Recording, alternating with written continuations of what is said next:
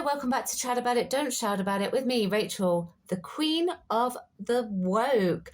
I am trying to get to 500 subscribers, so don't forget to subscribe to my channel. Once we hit 500 subscribers, I'm going to be updating my avatar on YouTube.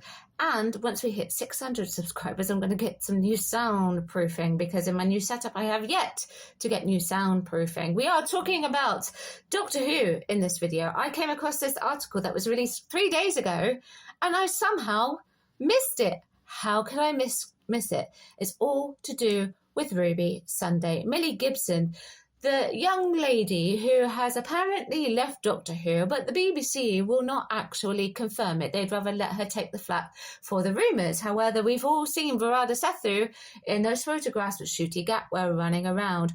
What is going on? Who knows? But they still won't confirm it, but yet they use her to their advantage. That aside, let's talk about what these twists are. Coming from Millie Gibson.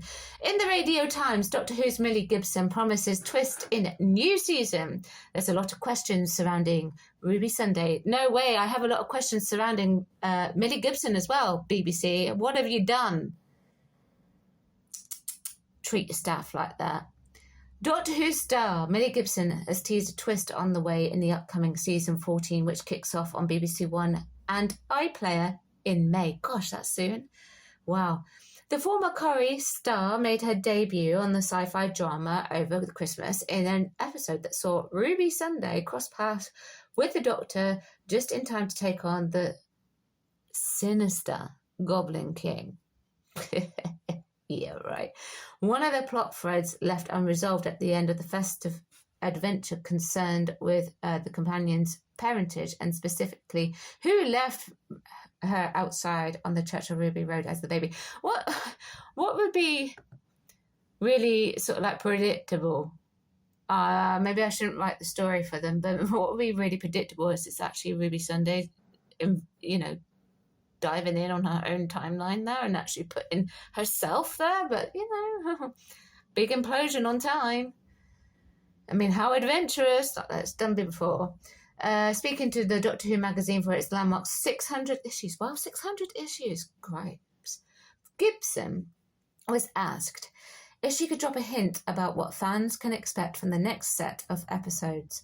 Her response, a twist. There's always a twist. Of course there's always a twist. There's always a twist. Cue rampant speculation on what she could be referring to, with theories likely to range from the identity of Ruby's mother to the circumstances of a possible exit from the show. And then surprising news broke last month that Gibson will be replaced as companion in season 15 with Andor and Jurassic World Dominion actor Verada Sethu stepping in to take her place. No reason was given for the sudden change, and narrative explanation is a long way off, with Sethu's episodes not likely airing until 2025 as a result of the show shooting far ahead of schedule for the first time in history.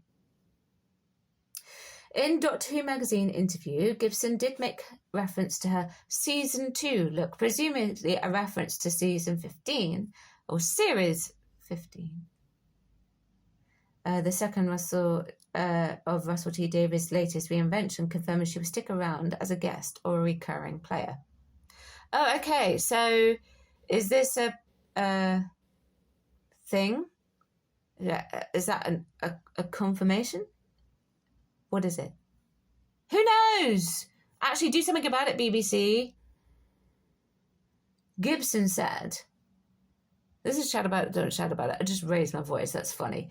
Sorry, folks. But it's just like, why? Gibson said, I think 60's episode will blow people away. I think that's my favourite personally. It's a really cool episode with cool costumes. Any of the era episodes are always pretty iconic, aren't they? I would agree with that. Some of my favourite episodes are genuinely the history ones. It's good because it's usually only the companions that get new costumes, but that series, the Doctor changes his outfit as well. I'm blown away by the makeup team and costume. They're so good. I wondered about that, the Doctor changing his costume, because it's not the Doctor's thing. As Colin Baker's Doctor would say, the clothes that he wears are the height of fashion on some planets. So, yeah. She added, I love Ruby's season 2 look as well. Why she calls it season 2? She's English. She should be calling it series 2. I'm so lucky. What's going to happen to Ruby Sunday? What is this twist going to be? I reckon, do you know what I reckon the twist is going to be? I reckon it's going to be her putting herself down as a baby. You know, not that that's been done before, but, you know, who'd have thunk? I don't know. I mean, it could be anything. Russell T Davies has been pulling a lot of stuff from his original series and rehashing it. And so it could be something that was from the last, you know, his last tenure as the showrunner. But it could also be that it's something completely new. It could have something to do with Anita Dobbs's character, because she seemed to know what a TARDIS was. Who knew? I mean, wouldn't that be funny if Mrs. Flood was old Ruby? I don't know. I mean, I don't care all that much. I'm more interested to know why the BBC are mistreating Millie in the way that they won't actually confirm anything, or actually let us stop taking the flak for it. You've got to look after your staff. And BBC care more about checking boxes than looking after their staff, I've noticed. So, yeah, they're more about box check, box check, box check. And Millie, as young as she is, as pretty as she is, she just didn't meet a box check. I'm speculating now if they felt like they needed a whole person of colour cast. I mean, don't forget, you know, this is an English show, and it is important to have minorities, people of colour, sorry, I should stop saying minorities, represented.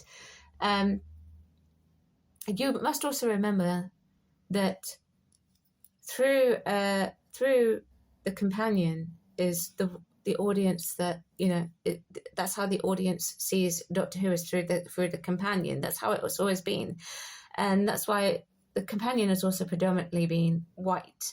And I like to see my white self with my non-existent white privilege to actually be represented in a TV show that I love. In fact, actually, in all English shows, I expect white people to be at least there represented in some way. But ideally, I'd like at least one white person in the TARDIS. And I feel like this is actually just like, she didn't meet the box check. Let's get rid of her, because they won't confirm anything else. So I'm going to bring that assumption. And that's my conclusion. But this twist, what is it? Who knows? We'll find out, I guess. It's probably nothing epic, because even my friend said, and he doesn't follow Doctor Who news, even my friend said, what the hell were those bloody specials about? He doesn't follow Doctor Who news, but he watches the TV show. He's just like, I'm not watching the next one.